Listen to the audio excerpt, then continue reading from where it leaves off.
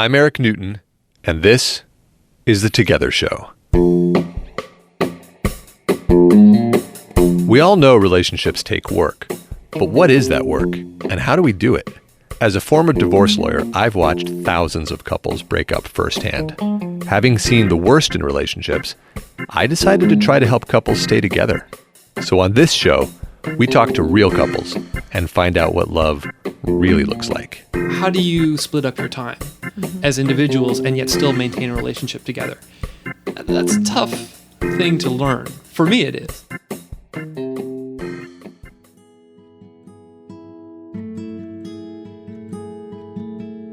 Welcome to the show, everyone. Thanks for listening.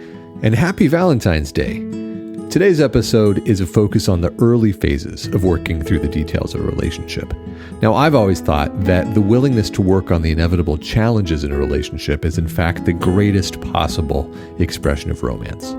And our guests today, Lucy and Phillipe, well, they're recently engaged and they've experienced all of the excitement and passion and all of the challenges and heartache that any relationship does. But it's the joyful newness coupled with that willingness to do the work that made this episode seem like a good fit for Valentine's week. Lucy also happens to be a close friend of the podcast. She's written a couple of articles for our magazine, which I'll link in the show notes. And I'm very excited to announce that she is releasing her new web series, Unicornland, on Vimeo tomorrow. Now, I don't know when you're listening to this podcast, of course, but whenever it happens to be, you should definitely check out her show. Unicornland is an 8-episode web series about a woman who's exploring her sexuality post-divorce by dating couples. It's definitely worth checking out, and I'm going to put a link to it in our show notes. So with that, let's go to our episode with Lucy and Phillipe. We fell in love pretty quickly, I think. We had We had a great first date. We had a great first date, and then we had a great first 2 weeks. And it was magical. And then we also have all these other connections that, like, I couldn't sleep, and I think there were nights when we would stay the night together, and you couldn't, like, neither of us were sleeping because we were not, it's not a sex thing. It's just like the excitement, when you wake up at 4 a.m. and you're like, oh my God, this person's here. I'm with this person. This is still going on. This is so great. But like, I'm half English and half American, and I'm half Jewish, and I love cycling, and I speak French. And then Philippe is also all of these things. He's Quebecois. His mother is French Canadian. His father's British. He's half Jewish. So the French and the cycling, and we love to bike, and so we were biking through the city, and just there were all these like magical things that I'd never really experienced in a relationship before that we had in common. And on our first date, I was struck by how he's this like total like California surfer dude, but very British in his core. Like he's got that kind of repressed British etiquette, and definitely that sense of humor. And like, there's a lot about him that's British, and I really felt very at home with him very quickly. And then we had this magical weekend where he came over on a Friday night, and we spent the whole weekend together. And on Sunday, we did the 5-borough bike tour in New York City, which is a 40-mile bike ride through all the New York City boroughs. And I felt like a dolphin with my dolphin mate, like riding through the streets of New York and weaving in and out. And it was just magical. And he does this thing where, like, when I was on a hill and struggling, he comes up behind me and just like pushes the small of my back. So I get this like rush of... When he's biking? Yeah. That takes a lot of balance. I would guess that must take a lot of balance. A lot of balance, a lot of energy, but I had a magical time doing it. Yeah. It's a lot of fun. And then on Monday... Wow, we're going through the first week. Yeah, well, on Monday, I think I sent a message. I felt like, I hope this isn't too bold of me to reach out first, but I had a great weekend, and I can't wait to see you again. And I didn't hear from you for a few days. Ghosted. On purpose? I think when you get so much excitement compressed into such a little time, I think anybody gets a little scared. There's a little bit too much anticipation built up. I'm also an introvert, and you want a break. You want some time to reconnect with yourself and evaluate and think. You squinted your eyes at me. Yeah, this is revisionist bullshit. What was your experience at that time? I think the next thing that I strongly emotionally resonantly remember happening is us having the saddest dinner in the world at El Original Mexican restaurant in Hell's Kitchen. Right after the great date? Right after the great date. It was Well, like the Thursday. It was a few days after. And that was after I had some time to reflect, and I guess the negative reactive mind comes in and starts to say, okay, what's wrong with this? This is too good. I recognize I can be a pretty negative individual sometimes. I think that's an accurate portrayal. Well, what the substance of the conversation that was bad was that I told him over the weekend, before we'd had sex, I tried to be responsible and honest, which I always get bit in the ass for. But by saying, listen, I have HPV. I've had it in the past. We got to use condoms and be careful because I know that that's an issue for me, and I've had I've had to have procedures because of it. So I just want to make sure that you know that. And he, I guess, and correct me if I'm wrong, but had a conversation with a friend or a colleague or something in the 4 days between our wonderful date and our terrible date, and had mentioned HPV, and then suddenly this like hailstorm of hearsay and dread and rumors and stuff had come into his mind. And was this before you even addressed the issue of non-monogamy? I'd mentioned that on our first date. That was sort of that was when my jaw dropped.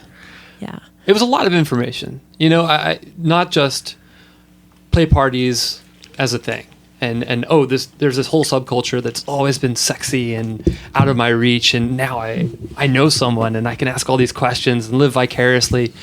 But then, with all that excitement, there's the stories you have to hear about people who are getting HPV and which is everyone. Which is everyone. 95% of people. Well, right. Yeah. Let's be explicit about it. The numbers are in the high 90s, right? Mm-hmm. Yeah. They've only just got the vaccine in the past 5 years, I think. Yeah, and there's many different strains of HPV, and there are, I think, of the many strains, there are like 4 to 6 which can cause cervical cancer. And then they believe there are links to male cancers as well that come from that, but that's not proven or provable. Right. I think yet. Right. Yet. But basically everyone has it. Yeah. So I guess it could be rational if you don't have it to make the decision that you don't want it. Yeah. Sure. But nobody gets tested either. Sure. Is the other thing, right? Men don't get tested, but for women there are consequences. And I'd had a LEAP, which is when you have high grade cervical cell dysplasia on the process to very slowly towards cancer, and I'd had it pretty recently before we met. So that's part of why I brought it up, was because I just had this consequence. It was fresh in my mind. And I wanted to make sure that I was being open and honest. Right. And that's scary. I hadn't heard of it, and going from 0 to 60 in such a short period of time. Right. And then you had it associated with non-monogamy because she'd brought that up too. Mm-hmm. So you made these associations which are rational, but that there's a lot more education to be had behind them. And his making those associations was scary and offensive to you. Totally, yeah. So at that dinner, I think that the quote that landed on me, and I'm sure that I'm paraphrasing it, I think you'll have it right. But was something like, I don't want to give these STDs to the future women that I sleep with. My future wife. I think I don't want to make her sick. Yeah. So I think it's too much of a risk to sleep with you. It's too much of a risk to date you. Not proud of that statement. That statement is fraught on so many levels, my friend. Yeah. Not least of which is that you're saying that you're not going to marry her. Yeah. No one wants to hear that in the first 4 days. Right. I mean, of course you haven't contemplated it yet, but to wipe it off the table. Yeah. Well, and here we are engaged. And here you are engaged, right? That's the hilarity of it. Yeah. Well, so Lucy, you look like you have something more to say about that. Well, just that the queso at El Original is really good, so it was also a shame because we couldn't enjoy that ever again. No, nothing really beyond that. So why did you push through? Because that sounds pretty painful. Why did you guys do another one? Can I be so bold as to say I think we both did at that dinner? I think we both pushed through? I feel like it. Tell me more. Well, there was a time you were prepared to get up and leave. Mm-hmm. And there were times when we were talking that I was prepared to get up and leave. And something in the tenor of our conversation, something in the way we were understanding and listening to each other, I feel, we made progress. I think I remember realizing that I haven't had as open a dialogue with anybody that I had up at that moment. And thank goodness, something inside me said, this is rare, and you're not going to find this the next time you go browsing Tinder. You know, this is something worth holding on to. And if I can make it through this conversation, I could probably make it through anything else. And the queso helped. And the queso was wonderful. But you were saying, on one hand, you're saying, you articulated out loud, HPV's too big of a deal. And on the other hand, you're saying, no, this is special. I have to go with this. That sounds like a contradiction. Yeah, and I'm the first one to acknowledge that. I think I don't know how to respond to that. I think life is about it. Go on. I haven't thought about it. Yeah. I mean, I think it's one of those wonderful mysteries of life. You know, that's a bullshit answer. No. Well, I was learning a lot. There's a lot of information that I hadn't learned, and I think I felt that I think I learned that the risk, it wasn't as horrible a death sentence as my own mind was making it out to be, and I wanted to push through. I hadn't been in a lot of long-term relationships. That's the secret here. I think that's the subtext of where I was coming from, and I wanted to pursue something deeper. Yeah, my take on it at the time was that you hadn't been in a lot of relationships. You'd been on a lot of first dates. Phillipe was an early adapter to OkCupid, and he'd been on it at the time for like 10 years. So my sense of it, and sort of a view at the time, was that you were sort of addicted to it, and that you were going through the motions of going on first dates and finding people with just with all process and no sort of heart to it anymore. That you were there's always a reason to dismiss someone and swipe again, and you get, it's empty. You know, you do it for so many years, and you go on so many dates, and you get to know so many people, and they all just become a blank slate. And when you get a chance to poke through into someone else's life and share a little of emotion and shed a tear and get mad, and that's rare. I thought that was interesting. That was, at the very least, it was something other than the typical first date. Yeah. I also noticed a substantial disparity between the things you said about yourself and the actions, and the actions that I saw you take. There was a lot of cognitive dissonance in the first 3 or 4 months, and I believed you when you said you were interested in honesty, and she doesn't any longer.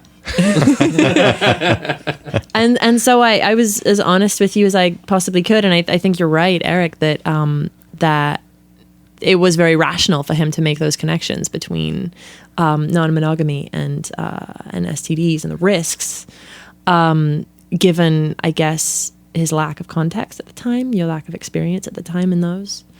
It's actually, non-monogamy is, it can be done without any mindfulness, or it can be done in a very sophisticated, mindful way, and the latter takes a lot of time to learn and to finesse. It's like, you can't just jump out of bed one day and decide to be a ballet dancer. It takes like a lot of years of training and nuance. And it was ignorance on my part to think it was anything else. Yeah, looking back, I realized, like, wow, boy, I did not know what was going on in the non-monogamous world. I did not know how people were swinging. It was all just movies and television. But I did have a strong sense of faith that you had a very of a core of sincerity and earnestness and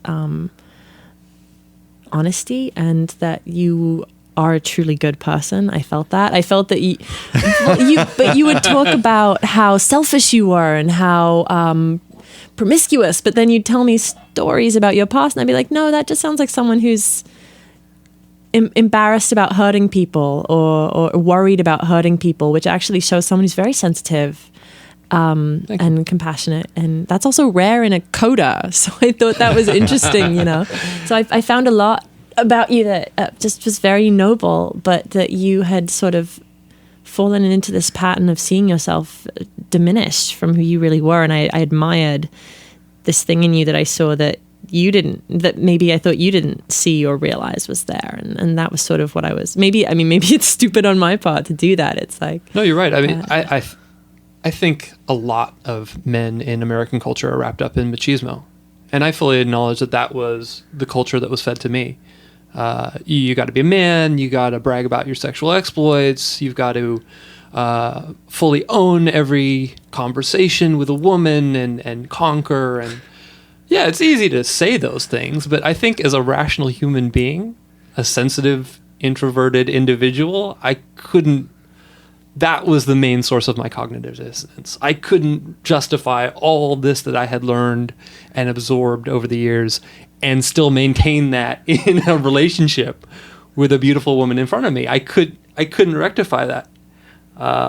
And it was through having these internal struggles that boiled over into our first week of dating that first 4 months. First 4 months. Yeah.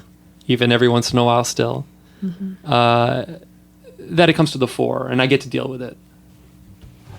Well, that's a great place to take a break. We're sitting here talking to Lucy and Phillipe, and we'll be right back with lots more questions about their relationship and monogamy and non-monogamy. What are the odds that you'll get a date by this weekend? Well, if you're on Match, they're pretty good. 1 in 3 relationships start online, and more start on Match than any other dating site. So if you're single and looking to meet people, you've got to get on Match. We already know that online dating works, and Match is the way to go. They're not only number 1 in first dates, but in second dates too. Match makes it easy to find that great connection. You can also download the Match app to have matches sent directly to your phone. Meeting your match has never been easier. Just go to match.com/together, and for a limited time, you can try Match for 7 days free.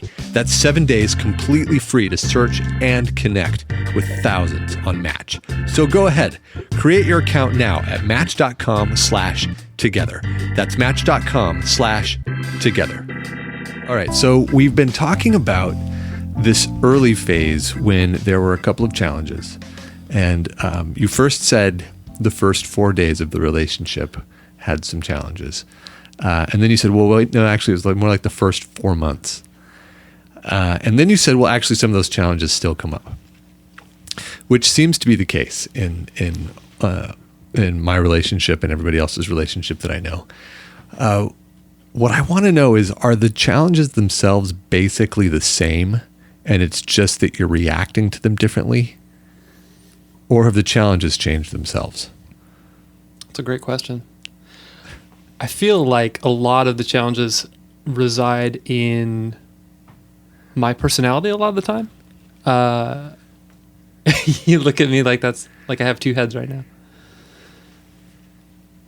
No? No, I'm just thinking of, well, just what we were talking about previously with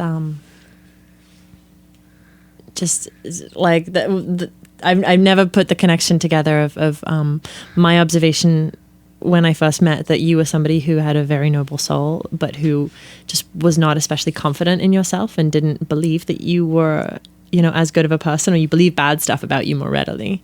And the first thing that you say is the challenges are all to do with your personality. I've never made those connections. Well, I know that I have a depressive streak in me. I think everybody goes through phases, right? We all go through different phases in our perception of ourselves. And I don't know if it has to do with brain chemistry or if it has to do with upbringing. You could go on for hours just debating what the source of it is. But I know that inside myself, I've come to realize this, I think, through the grace of our relationship, a lot more than I had in, 30 years past, that I'm a pretty moody guy. And it's set a lot of my relationships in contrast. I'm not the easiest guy to get along with. I think that's the sound bite. Well, it's lovely that you acknowledge that to the extent that it's true, because it expresses some humility, and it's a place to start working on the depth of the relationship. But she keeps trying to save you from it. Yeah. Every time you've said it, she's tried to protect you in a particular way, and so it makes me wonder a couple of things. I'm guessing well, is it even true, first of all? And then if it is true, why kind of keep talking about it if she's always trying to save you? Is there something else you're getting out of it? And this is not my proudest statement right now, but I acknowledge that there's a lot of lip service in talking about it. Uh-huh. I admire Lucy because she doesn't just talk about things. And a lot of times she won't talk about things because she's in process and working on solutions. I'm not so good at that. Right. And Lucy will be the first one to tell anybody, I think, that I don't work on my problems very much. I think that's been something that's coming into relief recently. I'm pretty happy being the guy I am, which is a complex. Okay, I'm a complex person, and I'm happy with that. I think I've got a streak of tortured artist in me, and which really is bullshit. Because we were listening to a podcast just yesterday where there's this guy who makes 1,800 songs a year or something insane like that. I wish I could remember his name. And he was on a phone interview, and he said, I think America is in love with this tortured artist idea. And it's crap because, I don't have to suffer in order for you to appreciate my output. I can just keep doing things and not care. And that's really makes me an artist. So I think I'm pushing my personal journey right now is to push through my own tortured soul. So we moved from New York to LA in October, and this is a move that so Phillipe grew up in LA, and then moved to New York after a period of sort of listlessness, I guess. You felt like you needed to go to New York to get a kick in the pants, and you got this great job, and had like fun 7 years. I was a beach bum, New York dude. And I'm in the entertainment industry. I'm making the series and writing and producing. And New York is definitely expanding as a place to do that. But LA is really the place to establish oneself in those ways. And so I had wanted to make this transition for a while, and I proposed it to Phillipe about a year ago, and he said, "Yeah, totally, I'll do that with you." And then lost his job, and then got a new contract position through the summer, but didn't make it permanent because obviously we were moving. And so the better part of the last year has been me working remotely and working on this self-produced project, and Phillipe being unemployed. And I think that's been a big pressure on our relationship recently because I think each of us, when left to our own devices, works very differently. I get ultra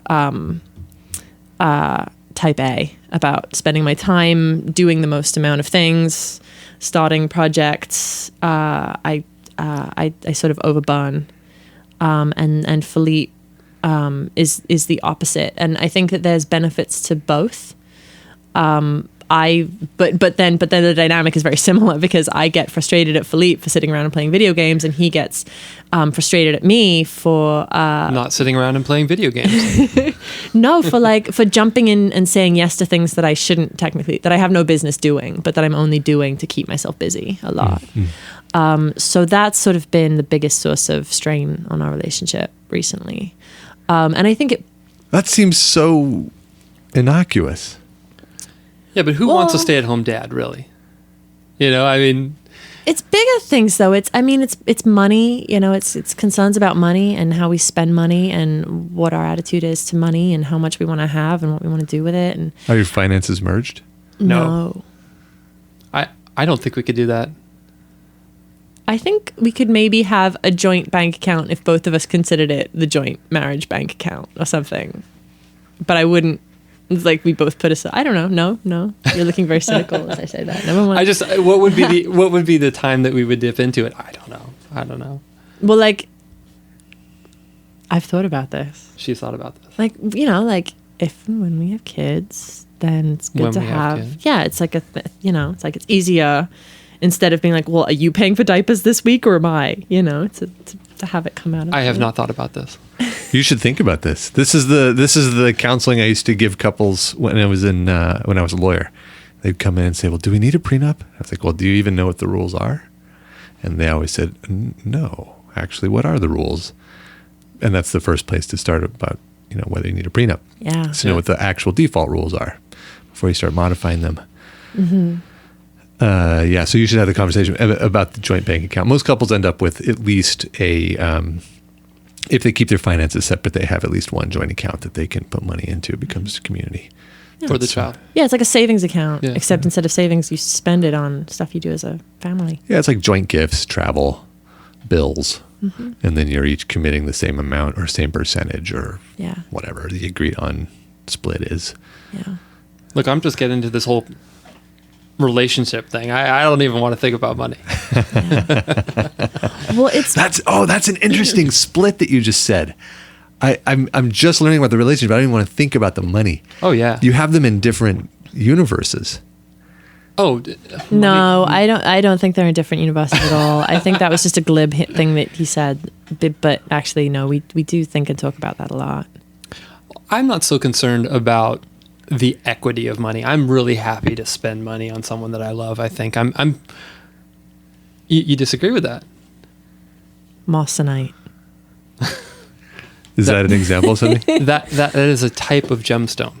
Moissanite? Yes. It is identical to diamond in many of the physical properties. Many top. It's also ethical. It's ethical. It's an ethical diamond. It's lab grown. It's not blood diamonds. It is more affordable than diamonds. It doesn't feed into It's the a whole cheap diamond. It's a cheap diamond.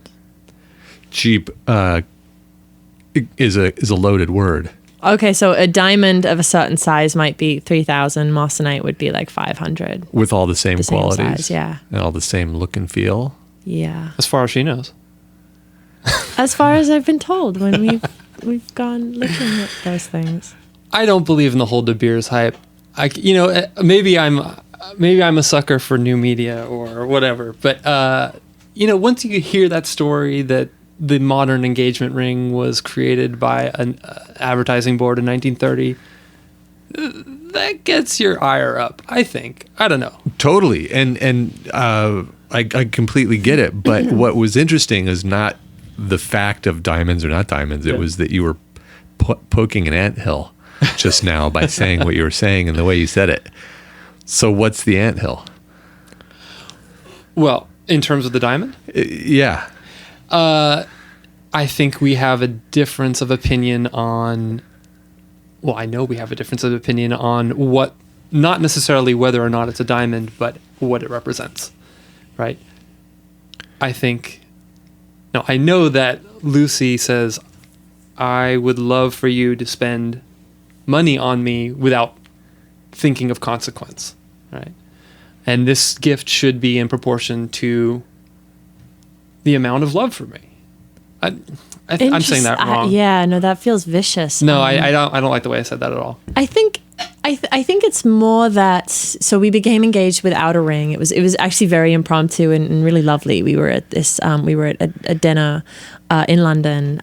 It just so happened that my family lives in London and his father grew up in London, and it just so happened that his father and he were in town, and we all went to dinner and met his family, and it was really lovely. And then at the dinner, my mother and his father were giving us pressure, and Phillipe turned to me and said, "Well, do you want to get married?" And we at the dinner with your parents sitting there? Yes. And we hadn't really had this conversation before. And I was like, the table went quiet. The restaurant went quiet. And I was like... The restaurant heard the question? Oh, yeah. It's a small restaurant. It turned out that... It's a great restaurant. Some of her family friends that she hadn't seen in years... also at the restaurant. Wow. And I was like, yeah, I do. And... So I promptly tore up a piece of naan bread, made it into a ring-shaped... you made bread. it, yeah. I just poked a hole in a piece of naan and stuck it on my finger, and then. Did you get on your knees? You didn't get on your knees. Sorry, I brought it up. The relationship was going great until just now. Okay, now he'll spend the rest of his life. I ruined it. There is a ring coming. I just want to let you know. Well, so that conversation happened, and that was in the end of May, beginning of June. Yeah. And then we came back to New York, and then I went to. No, then that was when I asked you to read The Ethical Slut, because I'd just been to a friend's wedding, and they are very, very non-monogamous and very hedonistic, and they'd had a consummation ceremony at their wedding, and it was just this like glorious, love and sex fest, and it was just tremendous, and the vibe was incredible, and I'd gone thinking, God, I've been non-monogamous. I've been monogamous for a year, and is this really true to who I am? Is this what I want to continue in my relationship? Am I happy doing this? And then we got engaged, and I was ecstatic about that, and we had a great weekend in London. It was a very short trip, and then we came back to New York, and in the glowing warmth of having gotten engaged, we started looking at rings, and then suddenly all these conversations and arguments and issues started to arise, and I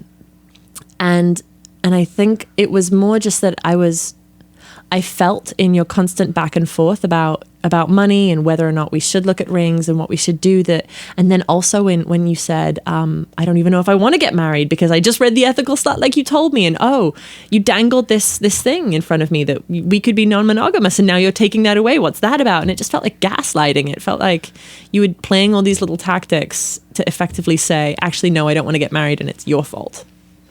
And so I sort of, the more that I felt that way, the more I wanted you to spend money on the rings to like prove that wasn't the case. And it felt like a lot of the back and forth about diamonds or moissanite. And I also agree with the ethics of it. And I also don't really see any reason to buy into the De Beers thing. But I sort of just wanted some proof. I wanted to know that Santa Claus existed. So, Santa Claus being his undying commitment and love for you. Yes. I wanted the noble soul to show itself. I didn't want to have to unearth it anymore for myself. I wanted some proof. And you talk about that in the past tense. Is that over, or? I don't think we have stopped going through. Well, I don't think I have stopped being fearful about moving forward with a serious relationship. That hasn't changed. I know that I still have a lot of work to do, and it's a day-by-day thing.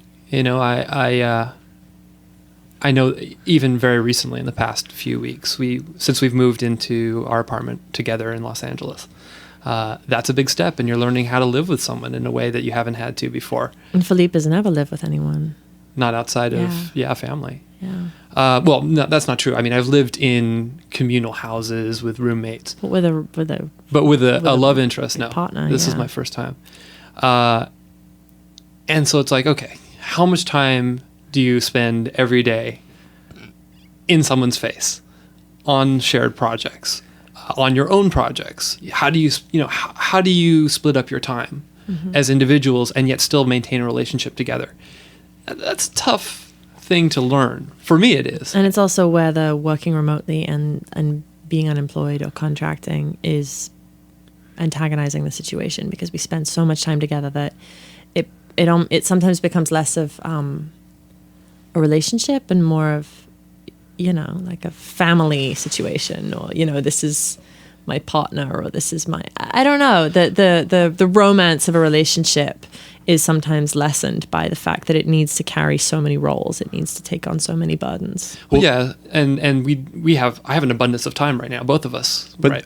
but that's a classic problem Totally. of a relationship. But I want to, and it's something that you're going to be addressing forever. And it's why I was curious how you had money and relationships in separate categories, because they're so often conflated in our reality. But I'm still trying to figure out the Santa Claus thing. Is it in the past? Is it in the past tense that Santa Claus isn't feeling real for you?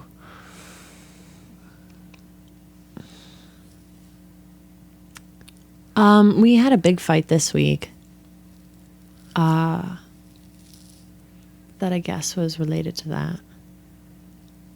I don't know. Recently, I don't know. I'm working super hard on this project, and I have no idea what's going to happen. If it's going to be good, if it's not, if it's going to mean something, if it's not, and my career is always going to be really unreliable, and I've felt recently like I can't rely on you either sometimes, and as emotional support or financially? I think just to fully comprehend the instability. I just feel like so the reality is that really nothing is assured with my work or finances or state, and I feel like you'll make jokes and be like, oh, it's cool, I'll be a house husband, or you'll make jokes like it's okay, I'll date someone else, or we'll date someone else, and I'm just not always sure that you're fully present to the gravity.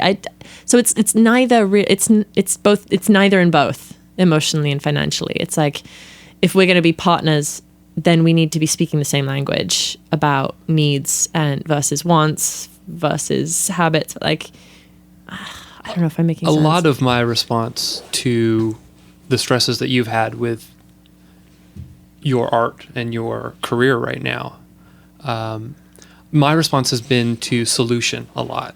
And that's been a through line of our relationship. My communication style when it comes to dealing with people is very businesslike, and that was the tone of our home when I was growing up. My father is a businessman. My mother is the housewife. And as a child, the conversations were always solution-oriented. And I've carried that over. I'm not the best ear, for an emotional conversation. And so when I'm glib and I'm trying to be funny, I'm trying to lighten the mood and not get into my pattern of solutioning. But then I don't really have an alternative conversation, and we get frustrated with each other, and she goes off to doing her work and I go off to doing my thing. And so my reaction to those instances has been to give you more space. And I'm feeling now that has maybe come across as a lack of support. Okay, now the flip side of all this is that there's a way in which I know in my relationship, I need to feel like I'm contributing in order to be valuable. And if I'm not contributing, then what's the point? And yes, you could say just listening in that right way, in that way that makes a difference for the partner, for our respective partners, is contributing. But there's an element to my identity that wants to fix or adjust in order to know that I'm really useful. Oh, very much so. I'm definitely trying to validate my own ego in this relationship. Whenever I hear about things that are problems that arise, well, I'm built up to be the problem solver. That's what I do. I'm the helper. So I mean, I think it's easy to spend a lot of time in a relationship post conversation after the fact, not that the relationship's over, but when you're talking about an issue in a relationship afterwards, just addressing one side. And I want to know, how do you hold the balance of the two? If you need to be heard without being fixed, Yeah. in order to feel safe and loved, Yeah. and he needs to fix in order to know he's valuable, which one wins, and how do you balance them? Well, mine wins. No.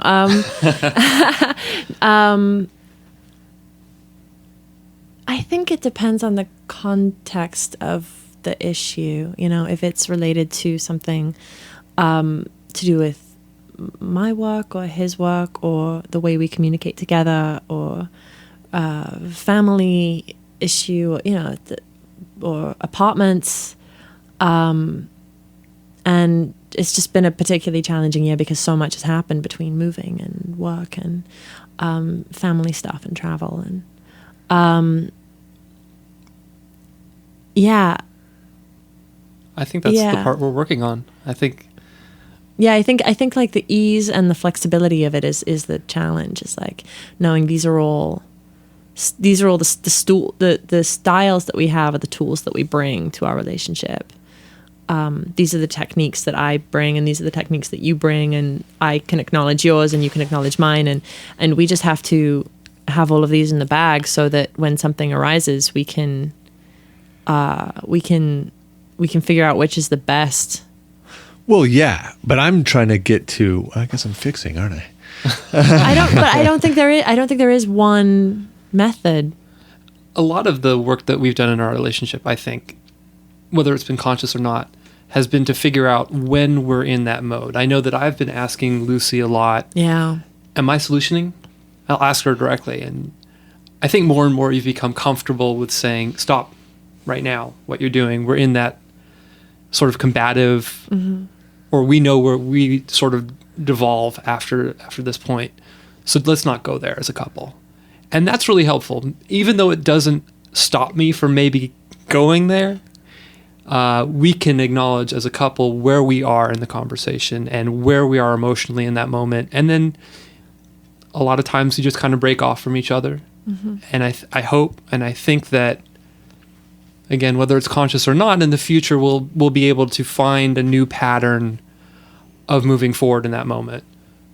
Create a break, and then maybe this is the hardest of all, because you have to change your emotions, and that's the only thing that changes the tenor of the conversation. So find some way to calm down in a minute's time and then pick it back up again in a better place. Yeah, there's also, I agree with that. And I think also we've gotten to know each other's moods and patterns so much better. So in the beginning of our relationship, something that would make it difficult was that Phillipe is an introvert. And so we'd have these long stretches where I wouldn't hear from him. And he was hoping that I would reach out to him because he wanted to hear from me, but it wasn't his instinct to make the first move. And that wasn't a game. I think that was really just genuinely, I was scared as hell. But I would think like, what's going on? Why is he silent, or why is he quiet? Or then also, you do have some kind of moody periods and where I used to take those really seriously and take them very personally. And I still do fall into that trap a little bit. I've gotten a lot better at knowing, okay, you're in a down day and you're not going to be expressive and we're not going to be able to communicate effectively today. So we'll wait until tomorrow. Or have you eaten? Are you dehydrated? Have you exercised? No. And then also ask those questions of myself, to make sure that, my blood sugar's where it needs to be in order for us to have a serious conversation. My mom always tells me or tells my girlfriends at any good time, you've got to make sure he's eaten, that he's slept, and that he doesn't have to poop before you talk about anything serious. Yeah. Mom. You don't need to be burped anymore? Is that those days are over? She's going to hear this too. It's so true. And I teach too. I used to teach and also babysat when I first moved to New York. And working with kids a lot, you do realize how people are the same no matter what age they are, and they're cranky if they're underslept or if they haven't had the right snack, or and it just doesn't really matter then. It doesn't really matter. It? It's all the same. Yeah. Yeah. That's lovely. Is there anything I should have asked about that I didn't? About any? In general? Yeah. She's got this mark on her right shoulder. So the aliens picked her up. We didn't even talk about that. I think I did want to talk about shooting Unicornland. I think that was a pretty magical experience in our relationship for me. Oh, say more. Well, so you lost your job like a week before we started filming. That's right. Yeah. Perfect timing. It was really tricky. And my job, I had a job at the time that took me to South by Southwest, and you were like, guess I'll come along. Yeah, you were like, I have to go. I have to network. I have to be there. I have to see things. And so you came, and I was not focusing very well on that work trip because I had a rewrite. I had like a few last minute rewrites. I had production stuff. There was one day when I had to walk down a highway because we didn't have a car because some drunk had flipped their car onto our rental car in the middle of the night one day. So the rental car we had was kaput. So I had to walk down a highway 2 miles one day just to make copies and fax them. So it was just such a tricky week. And then as soon as we flew back from South by Southwest, I went straight to the shooting location, and it was 2 weeks of 12 to 14 hour days of shooting. And I was glad that Phillipe was around. I think I said to you before, like, I don't want to pressure you. I don't like, if I know you have to, do job hunt stuff and prepare yourself, and I want you to do that. That's your priority. If you ever want to come to the set, it would be lovely to have you. You're absolutely welcome, but you don't need to do that. But that was all she had to say. You couldn't tear me away after the first 3 days. The whole time, he was like, and we had a wonderful crew and cast. So I'm not, this is the bar was high, but Phillipe is a very valuable person to have on set. He drove trucks at 4 a.m.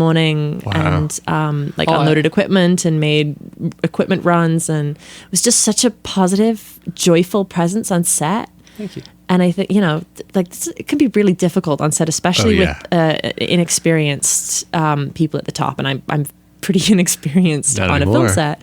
So to have him around and smiling and willing to solve things, it really taught me, I guess, the upside of the solutioning that I have a problem with. It taught me how fundamental that is. Yeah, that's when the fix-it gets to really shine, right? Yeah. Oh, I was having a great time. I was like a puppy dog on set, running around like, what can I do here? What can I do here? Yeah. There was one day when it rained all day, and he just stood in the middle of the street telling passersby to be quiet because they were filming. And nobody else was going to do that. He did it for 4 hours on the street. Yeah. No, you were amazing on set. I think we were pretty in love, but I felt pretty hard in love with you. How long did it take to shoot the whole series? It was 8 days over 2 weeks. 8 days of 2 in weeks. March. And then most of the time was in post, I'm guessing. Yeah, and then we were waiting. We didn't jump into post because we were waiting on a grant, and then we did not get that grant. So between March and May, we were on hiatus. Right. And then in May, we found out that we didn't have the money to finish the series, and so then I launched the Kickstarter campaign over the summer, and then our editor started working in September, and then now here we are. That must have been so heartbreaking to not get the grant, find out that you couldn't finish it, but then it was the seed of now your whole platform, right? I mean, the Kickstarter. Yeah, it was big. Yeah. That felt really good to get all that wonderful reinforcement and to see how many people were touched by and excited about the project. It was great to see a community form around your work and all the people that you'd met in the scene. For an outsider like myself, it was very magical to see how many people cared about this work. That's great. And I think that was another thing about it too, was that until we auditioned in February, I talked a lot about the project, but I think Phillipe didn't really think it was going to happen. And he also he wasn't really familiar with the script, and he wasn't really interested in. We talked a little bit about non-monogamy, but after we established ourselves, after those first 4 months, we sort of fell into like very happy monogamous. We started going on trips and, you know, really just being a pretty vanilla classic couple. And then when we cast it, he read the script in castings by doing readings with people we were auditioning, and got familiar with the script, and from there got more and more familiar with the premise of the story, and the journey that the protagonist takes dating couples. And that was sort of, I think that was more your intro to non-monogamy than anything that I'd told you before or any party that we'd casually attended. Oh yeah. And this was before reading the book? Yes. Yeah. That was before reading the book. And there was a very conscious effort on my part to not read any of her writing for a good few months into our relationship, because you don't want to be disappointed. Right. Totally. I love this. Which is also why so I don't go on much. GitHub and read his code. So pretty, so bad with words. Thankfully I never had to come to that realization, because she's an excellent writer, and I'm continually surprised by and delighted by the work that you produce. I'm still not getting 100% involved in it though, because I can't take on all the challenges and It's too much. stresses of what you've been doing. No, you need, but you also, you know, Need a job. you need your own. It's not you. This isn't your project. It's, you know. But I want it to be. There's a safe lot haven. of. I feel a lot of tension in our relationship, because again, I want to be involved. I want this to be my thing too. I'm having a hard time drawing a boundary between your work as an individual and our relationship. Yeah, that's definitely true. I think because Unicornland is who I am at this point. I think it'll be nice when it's out in the world, and it'll be separate from me. I won't have to be the sort of sole. Well, then there will be vessel a of new it. project, though, right? So this is the story of your relationship in some sense. Oh God. Very much. Yeah, and it's like I want to be the project manager. I want to be involved, so it's like I know the day-to-day details, almost so that I can, at the end of the day, say, well, that was tough, and empathize. I feel like I'm out of the loop too much to be able to empathize, which is weird. Okay, I'll CC you on all the emails now. Thanks. From now on. Thank you. Thank you for nothing. Yeah, if you're not involved in the day-to-day, it's hard to contribute or to understand. Yeah, and I'm still trying to find that fine line. How can I live up to my helping streak and empathize and hear you out, but not be fully engaged? Yeah, that is a tough balance. I think also a conversation recently has been, so Phillipe is in startups frequently. His line of work takes him to those companies, and there's a lot of sort of lore and admiration for those figures who start things up for themselves, the entrepreneurial spirit, and that's effectively what I'm doing. I think there are a lot of commonalities between producers, playwrights, filmmakers, artists, creators, and people who start companies, and I feel a tension a lot that you're maybe. I'll say jealous. Yeah, that jealous that I have my project that I'm leading, that I'm the creator of, and that that your line of work is more in a support role. And that's another issue I've had recently, is because I have to be the provider, right? She gets to be the creative one, where I'm the I'm the one with the tortured soul here. Why don't I get validation for everything I have to do day in, day out, and why do I have to give up on my dream of being in the startup and get the steady job and make the money and provide healthcare? It's not fair. I have healthcare and you don't. Right now. That's the irony. But yeah, I think I'm still railing against that whole idea of being the responsible one in the relationship, not being able to be the freewheeling artist that I see in my mind's eye. And that's part of growing up. That's part of being in a relationship, is being able to accept one's role. I wonder, man. I mean, isn't also part of growing up finding the joy in what it is that you're going to do. Yeah, and that's part of my journey right now. Literally right now is, okay, how do I balance these responsibilities that I'm willingly taking on in this relationship, with this relationship, and still find my joy? It's such a millennial thing to say, but How to follow your bliss. I want to follow my bliss. Thank you for saying that. I don't think I heard you say it in that way, and it resonates that. I mean, a lot of the things that we've been talking about are about support and the way you give support. And if you feel like that's really all you're doing in all these facets of your life, I can see how that would be really a burden. But I enjoy it. I take it on willingly. I mean, I hope that providing comfort for us in our day-to-day life is a source of joy for you as much as it is for me. Well, so congratulations on getting Unicornland done and in the can and ready to launch. And is there going to be a second season? That's the plan. It actually sort of depends on reception for the first season. So I have written an outline for the second season, and I've sort of started in on some of the episodes. And my team is ready. We know exactly what's going to happen and how it would work. But you've got to do one thing at a time. And this has been a very big endeavor, and I've been learning a lot as I've been doing it too. So after I wrote the outline for the second season, I put it in a drawer and put it away as a reward that I can do when I finish the first one. It's so exciting. I can't wait to see it. And you guys are going to do a live or a screening up here in the city, right? We were hoping to do that, and then I think that may have fallen through. Okay. So, yeah, but we're definitely launching it in New York City. We're doing an advanced screening in New York, and that's going to be a lot of fun.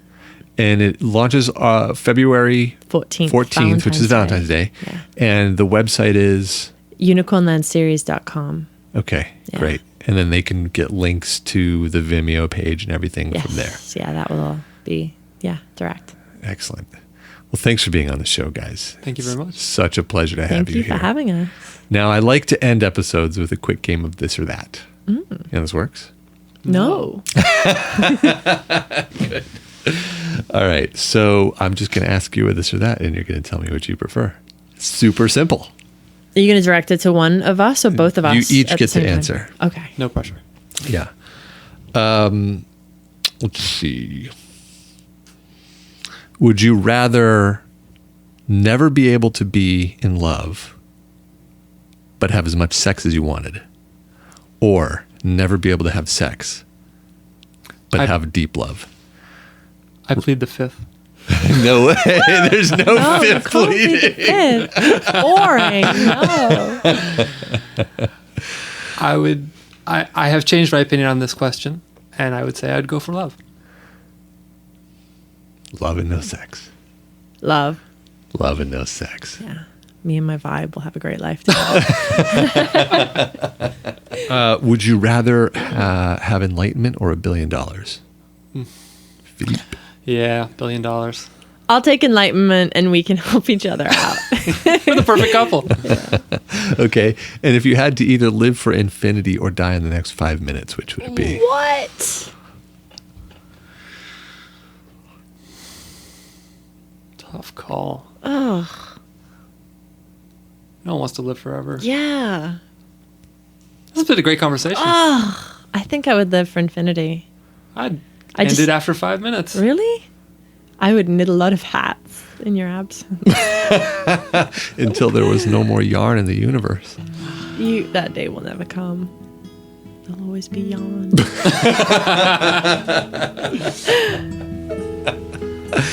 Lovely. All right. Well, thanks, guys. I really Thank appreciate you. being Thank here. you. Well, that's it for our interview with Lucy and Phillipe, folks. Thanks for listening. You can find Lucy's new web series, Unicornland, at unicornlandseries.com. And at that website, you'll find links to the Vimeo page. You'll get to watch the entire 8-episode series. It's good stuff, so definitely check it out. And thanks again to our sponsors today, Match.com. If you'd like to take advantage of their offer for 7 days free, just go to Match.com/together. And that's good anywhere in the world, so don't be shy. That's match.com/together. Be sure to subscribe to our show on iTunes or however you listen to your podcasts. It makes a huge difference for us. If you have any questions or comments, or if you'd like to be on the show, please reach out to us via one of our platforms. You can find our website at www.together.guide. Our Facebook page is facebook.com/togethershow. Twitter and Instagram are both @together_show, or you can email me at host@together.guide. That's all for today, folks. Talk to you next week. Bye now.